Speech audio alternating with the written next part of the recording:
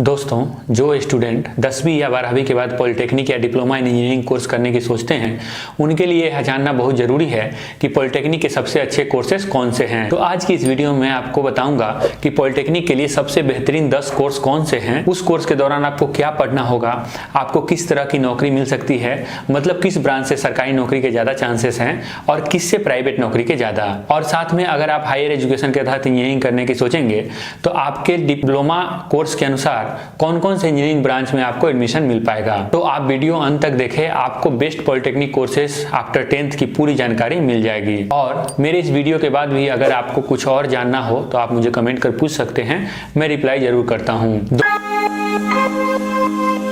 सबसे अच्छे polytechnic course की बात करें तो सबसे पहला कोर्स जो आता है वह कंप्यूटर साइंस है। कंप्यूटर साइंस के तहत आपको कंप्यूटर और आईटी से रिलेटेड सब्जेक्ट पढ़ने होते हैं। आपको अलग अलग तरह के coding technology, basic software development, basic application development आदि के बारे में पढ़ाया जाता है। इस कोर्स के बाद आपको कंप्यूटर और आईटी सेक्टर से जुड़ी कंपनियों में काम मिल सकता है या किसी अन्य तरह की कंपनी में भी कंप्यूटर से रिलेटेड काम मिल सकता है। वहीं अगर इस कोर्स के बाद आप इंजीनियरिंग करेंगे तो आपको सेकेंड ईयर में computer science engineering, information technology, computer software engineering और कंप्यूटर से जुड़े अन्य ब्रांच में एडमिशन मिल सकता है। कंप्यूटर से डिप्लोमा करने वाले छात्रों को प्राइवेट नौकरी की बहुत सारी संभावनाएं होती हैं, लेकिन सरकारी नौकरी बहुत ही कम मिल पाती है। यहाँ मैं एक बात बताता चलूं कि अगर किसी कारण से आपको कंप्यूटर ब्रांच में एडमिशन नहीं मिल पा रहा है तो आप diploma in information technology branch में भी एडमिशन ले सकते हैं। दोनों ब्रांच में ज्यादा फर्क नहीं है और आगे आप इंजीनियरिंग के दौरान अगर कंप्यूटर से रिलेटेड कोई भी ब्रांच में एडमिशन लेना चाहेंगे तो आईटी ब्रांच के बाद भी ले पाएंगे। तो कहने का मतलब यह है कि अगर आपका इंटरेस्ट कंप्यूटर के सेक्टर में है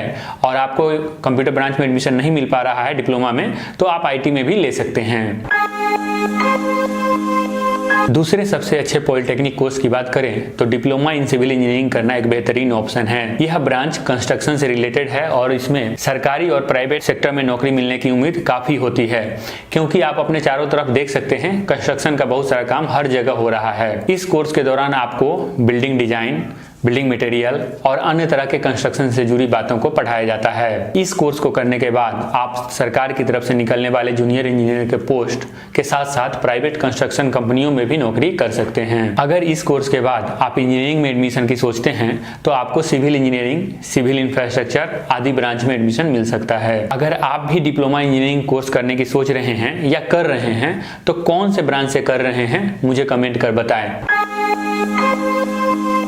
तीसरे सबसे अच्छे पॉलिटेक्निक कोर्स की बात करें तो डिप्लोमा इन इलेक्ट्रिकल इंजीनियरिंग का नाम आता है। यह ब्रांच इलेक्ट्रिसिटी के बारे में है, तो इसके दौरान आपको इलेक्ट्रिसिटी क्या होता है, electricity generation, electrical machine, electricity transmission आदि के बारे में पढ़ाया जाता है। इलेक्ट्रिकल से पॉलिटेक्निक करने के बाद आप सरकार की तरफ से आने वाली जूनियर इंजीनियर की पोस्ट के साथ साथ प्राइवेट इलेक्ट्रिसिटी और ट्रांसमिशन कंपनियों में भी नौकरी कर सकते हैं। आज हमारा कोई भी काम इलेक्ट्रिसिटी के बिना मुश्किल है, इसलिए इस क्षेत्र में बहुत सारे लोगों के लिए रोजगार की संभावना है। इस कोर्स के बाद अगर आप इंजीनियरिंग में एडमिशन की सोचते हैं तो आपको electrical engineering, electronics engineering, electronics and communication engineering, electronics and telecommunication के साथ साथ अन्य इलेक्ट्रिकल ब्रांच में भी एडमिशन मिल सकता है।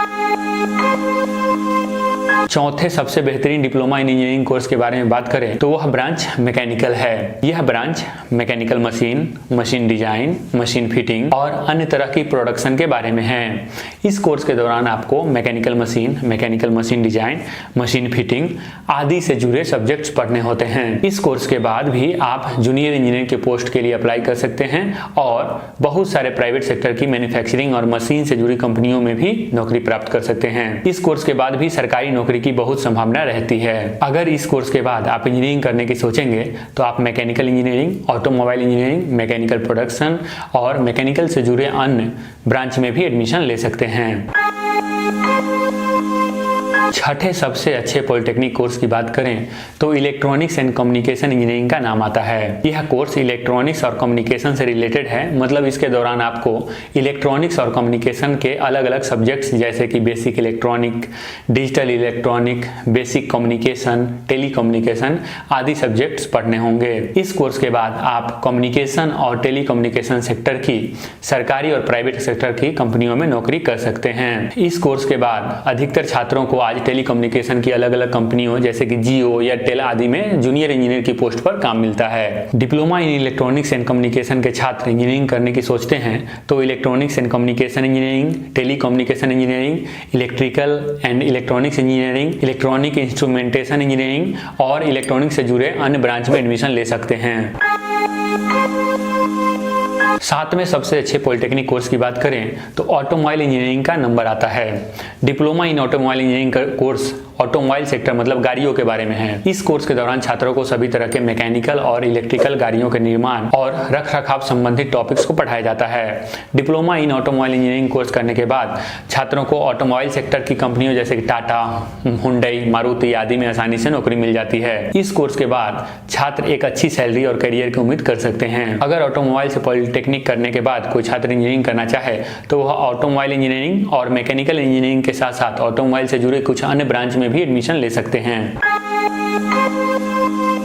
8वीं सबसे अच्छे पॉलिटेक्निक कोर्स की बात करें तो डिप्लोमा इन बायोटेक्नोलॉजी का नंबर आता है। यह पॉलिटेक्निक कोर्स बायोलॉजी और टेक्नोलॉजी का कंबाइंड फॉर्म है। यह कोर्स बायोलॉजी और मेडिकल फील्ड में टेक्नोलॉजी को किस तरह बेहतर इस्तेमाल किया जा सकता है के बारे में है। इस कोर्स के दौरान छात्रों को बायोलॉजी के पेपर्स के साथ साथ टेक्निकल पेपर्स भी पढ़ने होते हैं। यह एक ऐसा पॉलिटेक्निक कोर्स है जिसके दौरान छात्रों को मैथमेटिक्स, बायोलॉजी और केमिस्ट्री तीनों ही सब्जेक्ट्स का नॉलेज दिया जाता है। इस कोर्स के बाद छात्र फार्मेसी कंपनियों, मेडिकल डिवाइस बनाने वाली कंपनियों, हॉस्पिटल आदि में नौकरी प्राप्त कर सकते हैं। अगर इस कोर्स के बाद छात्र इंजीनियरिंग करना चाहें तो वह biotech engineering, biomedical engineering, bio info engineering और बायो से जुड़े कुछ अन्य इंजीनियरिंग ब्रांच से सीधे सेकेंड ईयर में एडमिशन लेकर इंजीनियरिंग कर सकते हैं। डिप्लोमा इन केमिकल इंजीनियरिंग भी एक बेहतरीन पॉलिटेक्निक कोर्स है जिसे मैं 9वें नंबर पर रखता हूँ। यह कोर्स केमिकल्स के बारे में है तो छात्रों को इसके दौरान केमिस्ट्री के बहुत सारे पेपर पढ़ने होते हैं। जिन छात्रों को केमिस्ट्री में इंटरेस्ट हो वह इस कोर्स को करेंगे तो ज्यादा बेहतर रहेगा। इस कोर्स के बाद सरकारी और प्राइवेट सेक्टर में नौकरी के बहुत सारे मौके हैं और चूंकि यह कोर्स बहुत कम कॉलेज से होता है इसलिए बहुत कम ही छात्र यह कोर्स कर पाते हैं और नौकरी के दौरान ज्यादा कंपटीशन नहीं होता है। इस कोर्स के बाद छात्रों को केमिकल, पेट्रोलियम और फार्मेसी कंपनियों में अच्छी नौकरी, अच्छी सैलरी के साथ मिलने की उम्मीद रहती है। बहुत सारे छात्रों को इस कोर्स के बाद पेट्रोलियम सेक्टर में गल्फ कंट्री जैसे कि अरब, यूएई आदि में अच्छे पैकेज के साथ नौकरी मिली है। इस कोर्स के बाद भी सरकारी नौकरी की अच्छी उम्मीद रहती है और इस कोर्स के बाद छात्र इंजीनियरिंग करना चाहें तो वह केमिकल इंजीनियरिंग, पेट्रोलियम इंजीनियरिंग आदि ब्रांचेज में एडमिशन ले सकते हैं। और 10वें सबसे अच्छे पॉलिटेक्निक कोर्स की बात करें तो मैं डिप्लोमा इन एग्रीकल्चरल इंजीनियरिंग को 10वें नंबर पर रखूंगा। यह कोर्स एग्रीकल्चर के बारे में है और इसके दौरान छात्रों को केमिस्ट्री, एग्रीकल्चर, एनवायरनमेंट आदि के पेपर्स पढ़ने होते हैं। इस कोर्स को करने के बाद छात्रों को एग्रीकल्चर और केमिकल सेक्टर की कंपनियों में नौकरी मिलती है। साथ में एग्रीकल्चर सेक्टर में सरकारी नौकरी की भी संभावना रहती है। इस कोर्स के बाद अगर छात्र इंजीनियरिंग करना चाहें तो वह एग्रीकल्चर इंजीनियरिंग और फूड प्रोसेसिंग इंजीनियरिंग कर सकते हैं।